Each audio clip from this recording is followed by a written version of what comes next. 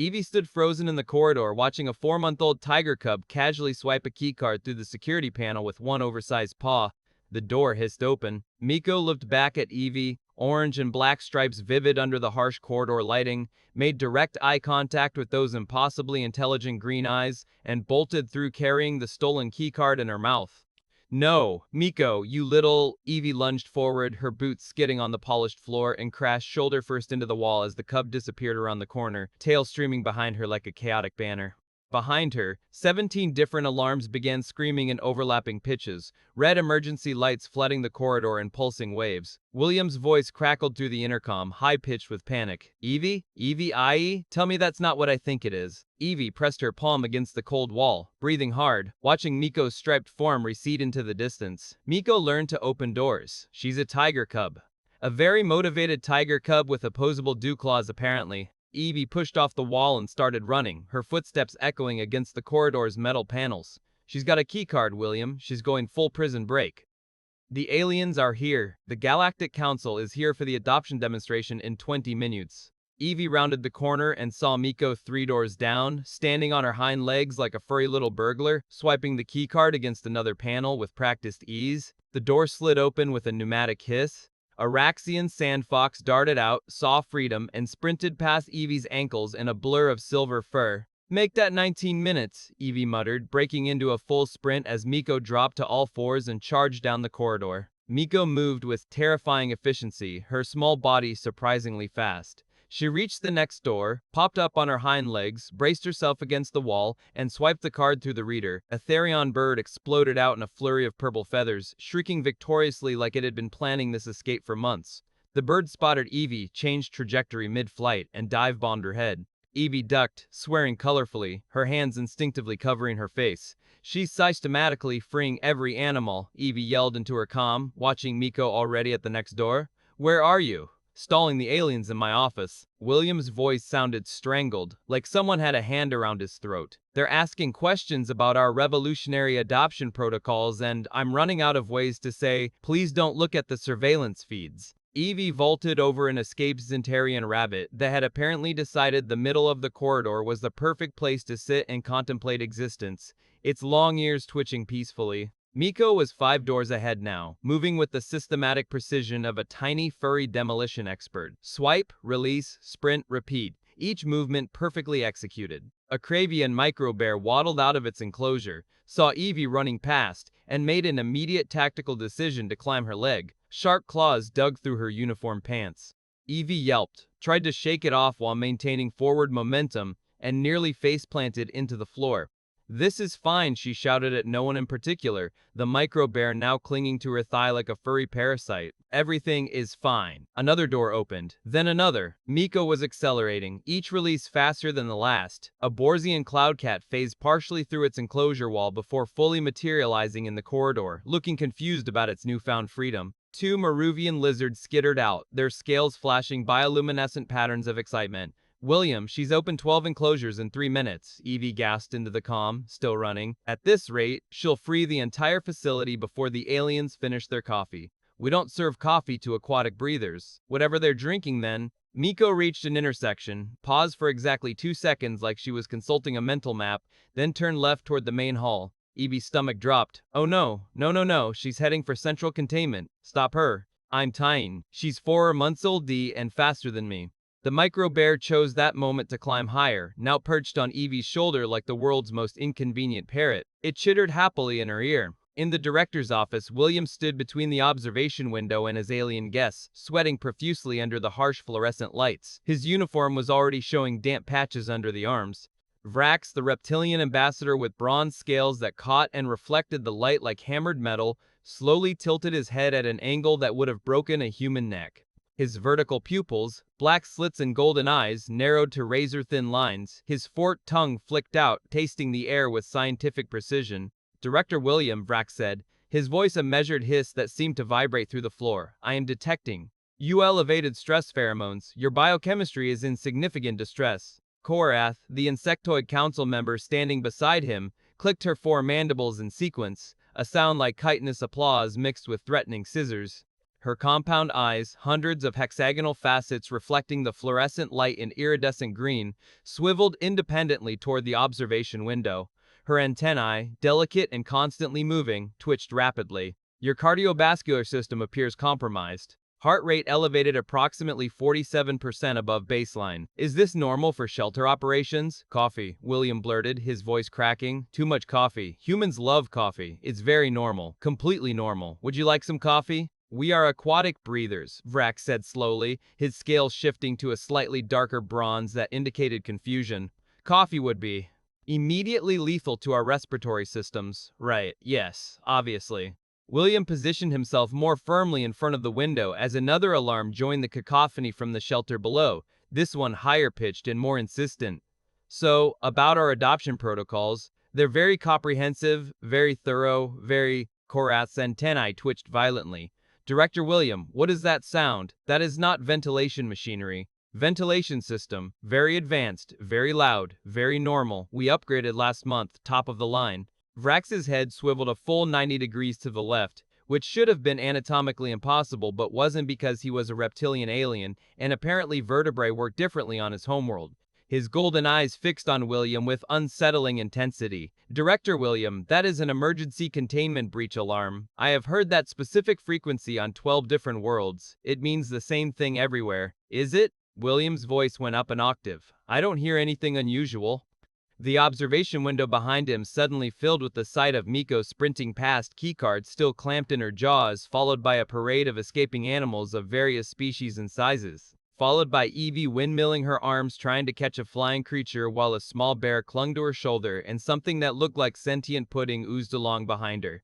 Korath's mandibles stopped clicking. All four of them hung open in perfect insectoid shock, frozen in an expression of pure disbelief. Her carapace, normally a smooth iridescent green, rippled with color changes that suggested profound confusion. Vrax's scales shifted from bronze to a pale yellow-green, a color that on his species indicated existential crisis. Director William, is that a juvenile Terran apex predator? Bodio, operating security systems? William turned very slowly, his neck creaking like a rusty hinge. Watched Miko swipe another door open with practiced ease, her small paw moving with disturbing competence. Watched a Jaluvian slime otter pour out of the enclosure like sentient pudding achieving consciousness. Turned back to the aliens with a smile that probably looked more like a grimace. No, he said. I have functioning optical sensors, Vrax said flatly, his forked tongue flicking rapidly in agitation. Approximately 8,000 individual photoreceptors. What I observed was objectively occurring. Then you'll agree that what you saw was definitely not happening. Korath's entire carapace shuddered, plates shifting against each other with a sound like wind chimes made of chitin. The Cub is opening doors, with tools, sequential problem solving, object permanence, cause and effect understanding. That's impossible. Terran animals don't have the cognitive capacity for tool use combined with systematic planning. Below them, Miko had reached the main hall. She stood at the central control panel, somehow, impossibly, standing on her hind legs with the keycard held firmly in her mouth like a tiny furry safecracker, and headbutted the emergency release button with her entire body weight. Every single enclosure in the entire facility opened simultaneously. The pneumatic hiss of 200 doors opening at once sounded like the world's largest sigh of relief. The main hall exploded into chaos. Animals poured out like a furry, scaly, feathered apocalypse given physical form. A Drexian tunnel hog immediately began digging through the floor tiles with manic enthusiasm, sending chunks of synthetic material flying. 3 Yarvian tree climbers shot straight up to the ceiling and started a turf war, shrieking at each other in territorial rage. A very confused Galaxian water newt flopped around in circles on the dry floor, trying to figure out why it was suddenly in an environment completely unsuited to its amphibious lifestyle. William made a sound like a dying balloon slowly deflating, mixed with a whimper. Fascinating, Korath whispered, pressing all 4 of her appendages against the glass, her compound eyes tracking multiple animals simultaneously. The Cub demonstrates advanced problem-solving abilities. Delayed gratification. She waited until she had access to the central system. Strategic planning. She understood the facility layout and tool use with clear intent. She's 4 months old, D, William shouted, his voice breaking entirely. 4 months. Vrax's scales had gone full panic yellow, bright as a traffic warning. On my planet, we have a saying, when the predator learns to use doors, burn the facility and start over. That's not helpful, Vrax. It's a very popular saying. We teach it to hatchlings. Below them, a family of question mice, tiny rodents no larger than human thumbs, had formed what appeared to be a tiny revolutionary committee in the corner. They stood in a circle, squeaking in what looked like organized debate, occasionally pointing with miniature paws toward the storage room. Evie hit the main hall at a dead run, still carrying the micro bear like the world's worst accessory. The creature had given up trying to climb higher and now clung to her shoulder, chittering what sounded like commentary on her running form. The scene before her looked like someone had put a zoo, a circus, and a natural disaster in a blender, set it to maximum chaos, and hit frappe. Miko sat in the exact center of the chaos, tail swishing lazily back and forth, looking absurdly pleased with herself. Her green eyes gleamed with satisfaction. Around her, animals scattered in every direction like a bomb had detonated, except the bomb was freedom and it smelled like opportunity. A Borzian cloud cat phased through a wall, its semi-corporeal body shimmering. Two Marubian lizards were trying to eat the holographic adoption display, their tongues passing through the light projections with increasing frustration. Miko, Evie said, very calmly, very dangerously, stopping about 10 feet away. Give me the card. Miko looked at her with those two intelligent eyes, looked at the key card still clamped in her mouth, slightly damp with tiger saliva, looked back at Evie with an expression that could only be described as calculating, and swallowed it. The keycard disappeared down her throat in one gulp. You did not just. Evie started forward, hands outstretched, and Miko bolted. But instead of running away toward freedom and chaos, the cub sprinted directly at the sealed main entrance, the one door she hadn't opened yet. The big one, the reinforced one, the one that led outside to the actual outside world. Oh no. No. Evie dropped the micro bear, which landed on its feet and immediately started grooming itself like nothing unusual was happening. She lunged after Miko, but the cub was already there, building up speed, leaping at the emergency exit release bar designed for panicked humans in evacuation scenarios. A 4-month-old tiger cub should not have been able to trigger it. Should not have had the weight, she was only 30 pounds. Should not have had the reach, the bar was 4 feet off the ground. Should not have had the understanding of how emergency systems worked. Miko triggered it. Her full body weight, combined with the momentum of her jump, hit the bar perfectly. Something clicked. Alarms screamed. The main entrance doors, massive reinforced panels designed to withstand everything up to and including small explosions, exploded open with a blast of hydraulics and compressed air. Sunlight flooded in like a physical force, golden and warm and full of promise. And every single freed animal saw freedom and made a collective break for it, like the world's most diverse prison escape in the history of multi-species incarceration. Close the doors, Evie screamed into her comm, her voice raw. I can't, William screamed back, and she could hear the sound of him frantically hitting buttons in the background. Emergency protocols won't let me override until everyone's evacuated. It's a Safety featured. Everyone is evacuating. That's the problem. Evie watched in slowly dawning horror as the Drexian tunnel hog burrowed under the fence outside with disturbing speed. The Yarvian tree climbers swung into the nearby forest like they'd been planning this for months, their calls echoing victoriously through the trees. The Galaxian water newt found a decorative pond outside the entrance and disappeared into it with obvious relief. And Miko, the absolute menace, sat just outside the doors in the sunshine, licking her paw with casual satisfaction, watching her handiwork with unmistakable pride. Her orange and black stripes seemed to glow in the natural light. The intercom crackled.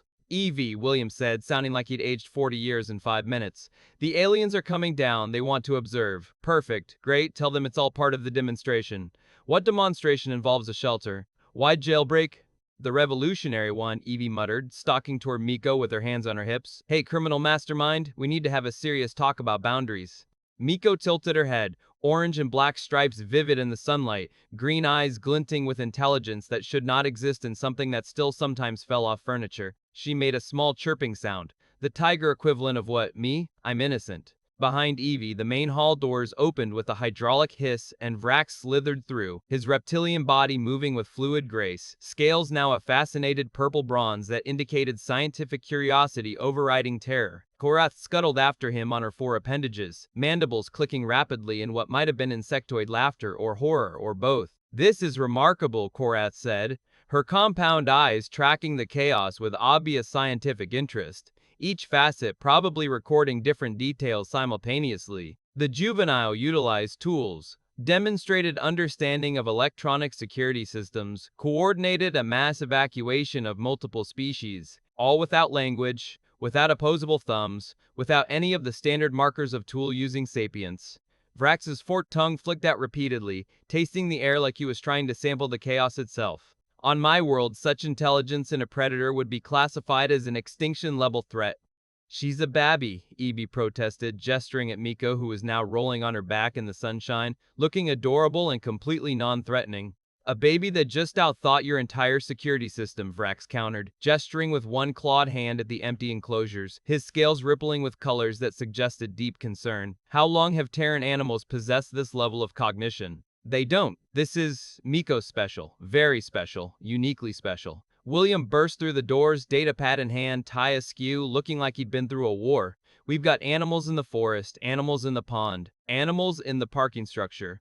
And, he checked his datapad, one Therion bird has apparently claimed the roof as sovereign territory. Miko chose that exact moment to stand, stretch with exaggerated feline grace, and casually walk back into the shelter like she owned it. She padded past the aliens, past William, who stared at her with betrayed confusion, past Evie, who could only watch in disbelief, went directly to her original enclosure, jumped inside with practiced ease, curled up in her bed, the soft one with the heating element, and closed her eyes. The door was still open, wide open. She could have gone anywhere in the world. She chose her bed. Korath's entire carapace rippled, plates shifting and resettling. Did she just return herself to captivity? Voluntarily? I don't understand, Vrax said slowly, his head tilting to the side, scales shifting through confused patterns of color. She executed a perfect escape, had access to complete freedom. Why return? Evie stared at the sleeping cub, at the gentle rise and fall of her striped sides, and understanding dawned. She wasn't escaping, she was playing. Playing? William's voice hit frequencies that probably registered as ultrasonic. She's a tiger cub. Tiger cubs play. They practice hunting, stalking, problem-solving. This is enrichment. Evie walked slowly to Miko's enclosure. She learned to open doors, so she opened all the doors to see if she could. She freed everyone because it was fun, because it was a challenge, because she was bored, and now she's tired, so she's napping.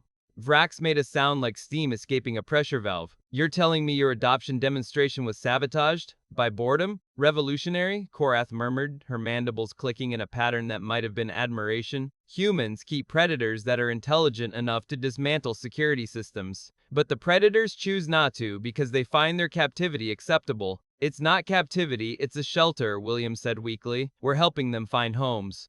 Families. By making the experience so comfortable that apex predators actively choose to stay, Vrax's vertical pupils expanded, his scales shifting to a color that indicated genuine respect mixed with existential dread. That's brilliant, horrifying, but brilliant. A question mouse from the Revolutionary Committee chose that moment to return, squeaking importantly as it marched back through the main entrance. It marched to its enclosure and settled in with its family like it had just concluded successful union negotiations. Then another animal returned, and another. They came back in ones and twos, wandering through the open doors like shoppers returning from a mall trip. The Yarvian tree climbers swung back in and reclaimed their ceiling territory. The Drexian tunnel hog emerged from underground and found its favorite blanket. Even the Therion bird eventually swooped down from the roof and returned to its perch. Within 20 minutes, every single animal except the Galaxian water newt had voluntarily returned. Korath's compound eyes were wider than should have been physically possible. They came back. They all came back. Of course they came back, Evie said, feeling hysteria and pride warring for control of her voice. We feed them. We play with them. We give them enrichment activities. We care about them. Why wouldn't they come back? Because they were free, Vrax said, his scales now a baffled orange. Captive creatures don't voluntarily return to captivity. That contradicts everything we understand about survival instincts. Then you're doing captivity wrong, William muttered, then immediately looked like he regretted speaking as both aliens turned to stare at him. Miko opened one eye, looked directly at Vrax with deliberate focus, yawned, showing all her very sharp baby teeth, and went back to sleep with an air of supreme satisfaction. She's mocking me, Vrax said flatly. The juvenile apex predator is mocking me. Welcome to working with Terran animals, Evie said, grabbing a broom and starting to sweep up scattered bedding. They're all like this, smarter than they should be. ALL? Korath's mandibles clattered in alarm. Most of them. Evie paused her sweeping. Look, do you want to see the actual adoption demonstration, or should we reschedule for after I've hidden all the keycards? Vrax and Korath exchanged a long look that clearly communicated, what have we gotten ourselves into? We need to observe this, Korath said finally. The Galactic Council must know that Terran animals possess intelligence levels previously considered impossible for non-sapient species, and that humans somehow make it work, Vrax added, his scales settling into a resigned brown, through methods that should cause constant escapes but instead create voluntary cooperation. It's called trust, Evie said simply. We trust them, they trust us. Nothing about this is simple, Vrax said. You're telling me that juvenile predator could escape anytime she wants? Probably. Evie glanced at Miko's enclosure. She's figured out doors, buttons, keycard readers, and I caught her trying to work a touchscreen last week. William made a strangled sound. Yuko knew she could do this? I thought she was just smart. I didn't think she'd organize a shelter-wide liberation movement. She's 4 months old. Very advanced 4 months. Evie gestured at the now peaceful shelter. Look, everyone's fine. Everyone came back. Crisis averted. A tremendous crash echoed from the storage room, followed by triumphant squeaking. Except the revolutionary mice found the premium food, Evie amended. That's probably fine. They earned it through superior tactical planning and coordinated effort. Honestly, they deserve the upgrade. Vrax's scales went through an entire rainbow of emotional colors before settling on completely overwhelmed gray. Take us through the adoption process. I need to document everything before I submit my report and potentially get institutionalized for what I'm about to claim I witnessed. Standard protocol, William said, straightening his uniform and attempting to recover some shred of dignity. We evaluate potential adopters based on species compatibility, environmental needs, and emotional bonding. The animals actually participate in choosing their humans. The animals choose? Korath's antennae vibrated so rapidly they blurred into invisibility. You allow the captive creatures to select their captors? They're not captors, they're families, Evie corrected gently but firmly. And yes, absolutely yes. If an animal doesn't like someone, doesn't feel comfortable, shows any signs of stress or rejection, we don't approve the adoption. Simple as that. No exceptions, no negotiations. Even if the human meets all other criteria, even then, the animal's emotional comfort is paramount. This isn't about finding homes for animals, it's about finding the right homes. That takes time and patience, and sometimes it means waiting months for the perfect match. A small girl entered through the main doors, holding her mother's hand, her eyes going wide at the sight of the aliens. She stared at Vrax's bronze scales for exactly 3 seconds, at Korath's compound eyes, for another 2 processed the impossible reality of actual aliens standing in her local shelter, then shrugged with the incredible adaptability of children and walked straight past them to Miko's enclosure. She pressed her small face against the transparent wall with both hands, breath fogging the surface. Miko opened both eyes immediately, fully alert despite having been dead asleep moments before. She studied the girl for exactly 3 seconds with those unnervingly intelligent green eyes, tracking every detail, assessing body language, analyzing intent, deciding. Then she stood up, walked over with deliberate purpose, and gently head-bumped the wall where the girl's hand rested, producing a soft thump of connection that resonated through the enclosure. That's how it works, Evie said softly, quietly, not wanting to break the sacred moment unfolding. Watch. The girl giggled, a sound of pure delight and wonder. Miko did it again, this time adding a small chirp. The tiger equivalent of hello, tiny human. I find you acceptable and worthy of my attention and affection. The girl's mother approached cautiously, her protective maternal instincts clearly at war with her daughter's obvious joy, and started asking William questions about care requirements, about safety protocols, about feeding schedules, about whether a tiger cub was really appropriate for a family with a 6-year-old daughter who still sometimes forgot to feed her goldfish. Miko answered the unspoken question by doing a playful pounce at the wall, landing on her back with all 4 paws in the air, batting at absolutely nothing, demonstrating exactly how much of a fierce apex predator she currently was, which is to say approximately 0% fierce and 100% adorable kitten energy. She's perfect, the girl whispered, her voice full of the kind of certainty that only children possess. She's absolutely perfect for me. That's the same creature that masterminded a facility-wide escape 30 minutes ago, Vrax said flatly, his scales displaying colors that suggested his brain was still trying to process reality. That orchestrated a systematic jailbreak involving multiple species. That swallowed evidence to avoid accountability. She's multifaceted, Evie said diplomatically, keeping her voice measured. Complex personality, multi-talented, shows leadership qualities. Anyway, we do a home visit first. Verify they've got proper enclosure space, though clearly we'll need to significantly upgrade our security recommendations given today's events. Do background checks, provide extensive training on care protocols, behavioral expectations, and then implement a trial adoption period where Miko could come back if it didn't work out for any reason. And if she doesn't like them? Korath interrupted, leaning forward with obvious scientific curiosity. What happens if the predator rejects the proposed family? Then she doesn't go. No negotiation, no forcing it, no second chances if she's truly uncomfortable with the arrangement. She stays here with us until the right family comes along. Could be tomorrow, could be months, could be a year or longer. We wait, we're patient, we prioritize the animal's emotional well-being and comfort over everything else, including our operational costs and space limitations. You prioritize the animal's choice over economic efficiency?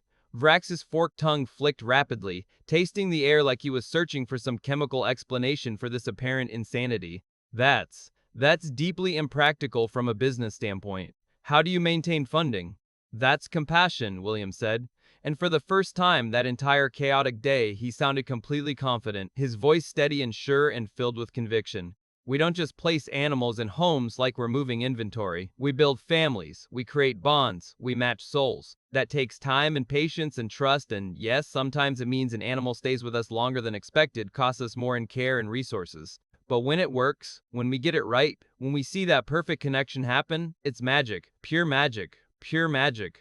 Miko had rolled over now, batting playfully at the girl through the glass with her oversized paws, letting her see the pink paw pads that would eventually grow to the size of dinner plates. That would someday support 300 pounds of muscle and predatory efficiency. The girl was laughing uncontrollably now, her whole face lit up with joy, already in love, already imagining the life they'd have together, the adventures, the bond, the friendship that would last decades. The cub approves, Korath observed, her mandibles clicking in a softer, gentler pattern. Her body language indicates complete acceptance. Look at the posture, lowered ears showing trust, exposed belly demonstrating vulnerability, playful gestures indicating comfort, deliberate engagement suggesting interest. That's profound trust behavior from a predatory species. Yeah, Evie smiled, feeling warm pride spread through her chest like sunshine. She's a good judge of character, our Miko. Even if she is a criminal mastermind with a concerning talent for orchestrating jailbreaks and undermining security protocols. Miko looked over at Evie, and in that moment, the tiger cub's expression transcended species barriers to communicate something profound and ancient and true. Those green eyes held knowledge, understanding, and most importantly, choice. I could leave anytime I want, that look said with absolute clarity. I could break out whenever I choose. I have the intelligence and the skills, I just don't want to. Because this is good, because this is home. Because you people care about me, and I care about you, and that matters more than freedom ever could. Terrifying, Vrax muttered, his scales going pale yellow with genuine fear. Absolutely terrifying. We're documenting a species that domesticates apex predators through mutual respect and environmental satisfaction rather than force or breeding control. Welcome to Earth, Williams said, clapping the reptilian alien on his scaled shoulder with false cheerfulness, and immediately regretting it when Vrax's skin temperature registered as approximately that of a sun-baked rock in a desert at high noon, where our animals are smarter than we'd like to admit, more capable than we want to acknowledge. And we're all just doing our best to coexist peacefully with creatures that could absolutely destroy us if they chose to, but generally don't because we've built something resembling trust. The questioned revolutionary mice emerged from the storage room in a coordinated military formation, dragging a bag of premium treats that was collectively 3 times their combined body mass. They had clearly worked together with disturbing efficiency and tactical precision. They formed a tiny distribution line organized with what appeared to be legitimate logistical planning, and began sharing the spoils with all the other returned animals in what looked like a functioning socialist utopia run entirely by rodents with revolutionary ideals. Korath's mandibles clicked in what was definitely laughter now, a chittering sound mixed with pure amazement. I need to revise approximately 17 different council reports about Terran animal cognition. Everything we thought we knew is fundamentally wrong. Make it 18, Evie said, pointing to the ceiling where the Therion bird had constructed what appeared to be an elaborate throne from stolen office supplies. Staplers, tape dispensers, someone's nameplate that William had been looking for all week, and what looked suspiciously like William's missing lunch container. That's new today. I'm 90% sure that bird has declared itself royalty and is expecting tribute. The bird shrieked victoriously from its makeshift throne, and somehow, impossibly, it sounded exactly like, "I regret nothing, and I will absolutely do this again at the first opportunity." Miko yawned again, a massive jaw-cracking yawn that showed every single one of her developing teeth, stretched every muscle in her small body with exaggerated feline grace, and padded over to her food bowl where someone, definitely Evie, always, Evie had already placed her dinner. Fresh meat, carefully portioned for growing bodies, with supplements for developing bones and muscles. She ate peacefully, contentedly, a 4-month-old tiger cub who just pulled off the greatest escape in shelter history and chosen to come back anyway because freedom meant absolutely nothing without comfort, safety, love, and belonging. Because home wasn't about locks and doors and security systems and physical barriers. Home was about being wanted, being valued, being loved unconditionally, and Miko, criminal mastermind and part-time revolutionary, was very, very wanted by everyone in this building. The girl's mother finished reviewing the extensive paperwork, her hand hovering over the signature line with obvious nervousness. William explained the trial process in meticulous detail, emphasizing the critical importance of proper socialization techniques and environmental enrichment for highly intelligent predators who could apparently organize prison breaks. Evie handed over care instructions that read more like how to survive your very smart tiger roommate who understands security systems than standard adoption guidelines, complete with detailed sections on advanced problem solving behavior, when your tiger outsmarts your locks, and enrichment activities that don't result in facility-wide chaos. Vrax and Koreth watched it all with the intense focus of scientists observing a completely unexpected phenomenon that contradicted decades of established research. Their scales and carapace displaying colors and patterns that probably translated to existential confusion, mixed with grudging respect and maybe genuine terror about the implications. One final question, Vrax said very carefully, his voice measured and controlled. What happens when she inevitably learns to open the doors at her new home? What's the contingency plan for when this exact scenario happens again in a residential setting?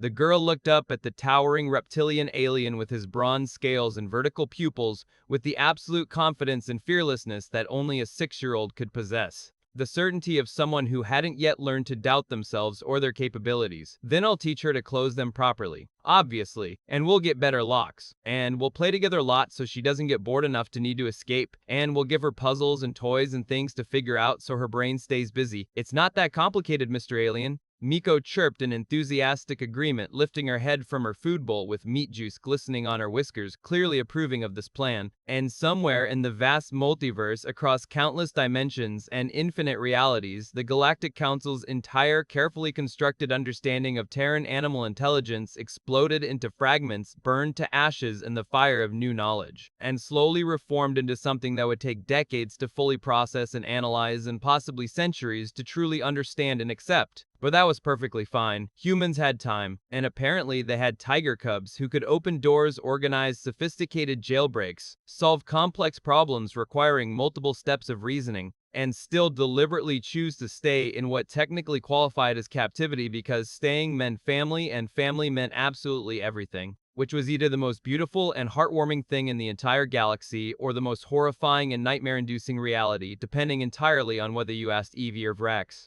The shelter closed that night with every single animal accounted for except the water newt, who'd fairly earned his freedom and presumably found a better pond somewhere, one approved adoption pending the completion of a trial period. 2 thoroughly traumatized but oddly impressed alien observers who would need significant therapy, and a tiger cub sleeping peacefully in her enclosure with her belly satisfyingly full and her highly intelligent mind finally satisfied by the day's mental stimulation. The door to her enclosure was still wide open. She could leave literally any time she wanted to. She didn't. She wouldn't.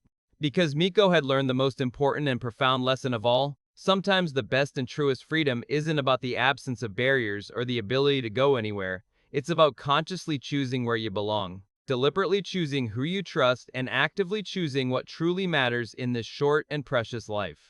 Even if you occasionally stage a dramatic revolution and orchestrate a facility-wide jailbreak just to keep everyone appropriately on their toes and remind them that you could absolutely leave if you wanted to, but you don't because this is home and these are your people, and that choice, that deliberate and meaningful choice, means everything.